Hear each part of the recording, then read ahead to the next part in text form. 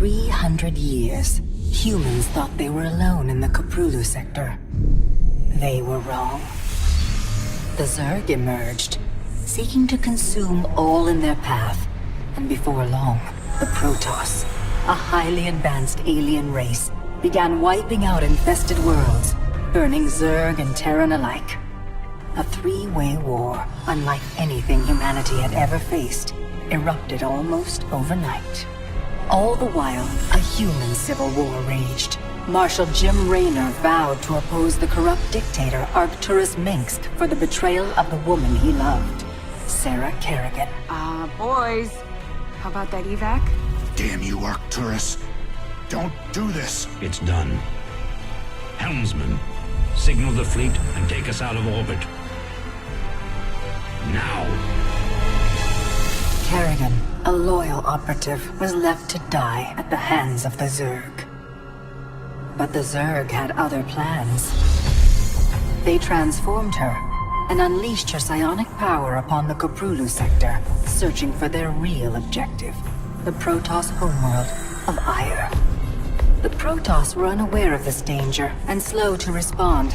Their rulers, the Conclave, had dispatched Executor Artanis to hunt for Tassadar, a commander who had refused to wipe out infested Terran worlds. They crossed paths with a Dark Templar mystic, whose kind was considered heretics by the Conclave.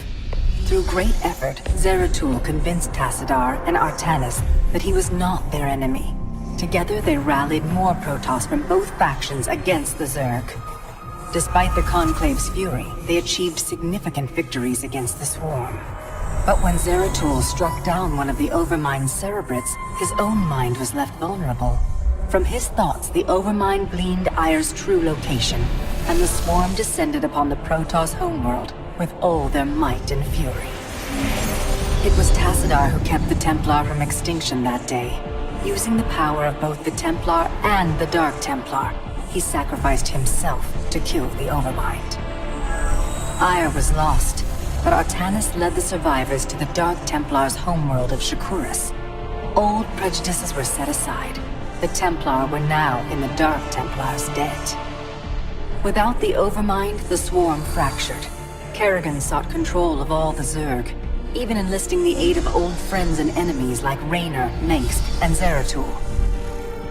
Once her rule was uncontested, the Queen of Blades betrayed them all.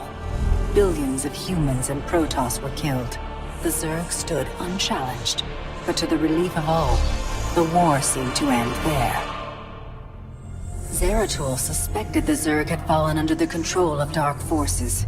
He uncovered prophecies stating that an ancient entity, Amon, was attempting to merge Protoss and Zerg lifeforms into an unholy hybrid, and that this evil might already have control of Kerrigan and her power.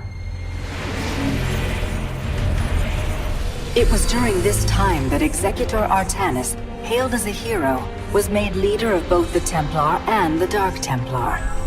As Hierarch, Artanis united both factions, and promised to one day reclaim the glory they had lost on Ire. Raynor had vowed to see Kerrigan dead, but his retaliatory strike failed.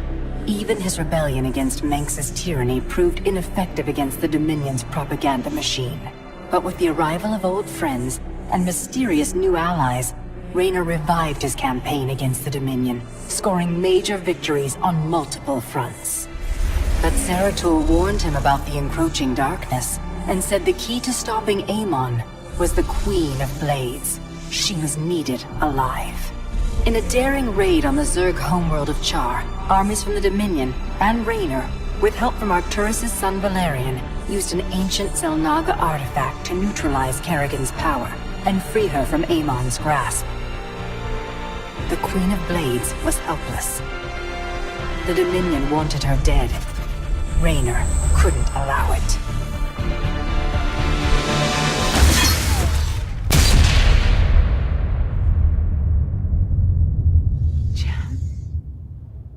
It's okay. I got you. Without a leader, the Swarm fractured. Raynor and Kerrigan found sanctuary with Valerian Mengsk and began planning their next move.